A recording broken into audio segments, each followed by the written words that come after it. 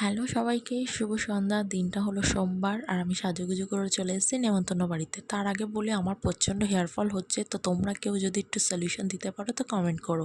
এদিকে দেখো বাবা লোকনাথের মূর্তি, মানে বাবা লোকনাথ বলে না, সমস্ত ঠাকুরের মধ্যে মানে একটা সত্যি কথা বলতে মূর্তি রয়েছে তো কী হয়েছে, তার মধ্যেও মনে হয় প্রাণ আছে, সত্যিই প্রাণ আছে।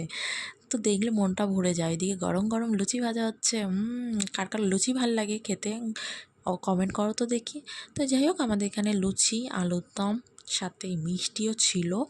তো আমরা বসে রয়েছি, যেহেতু লুচিগুলো গরম গরম ভাজা হচ্ছে, ভাজা হয়ে গেলে সবাই এক এক করে খেতে বসবো।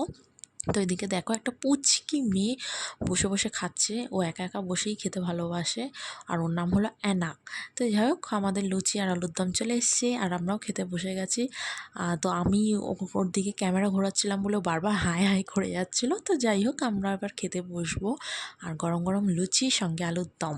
তো তোমাদের কেমন লাগে কমেন্ট করো তো দেখি, আর আমার ব্লগটা প্লিজ শেয়ার করে দিও কিন্তু। টাটা।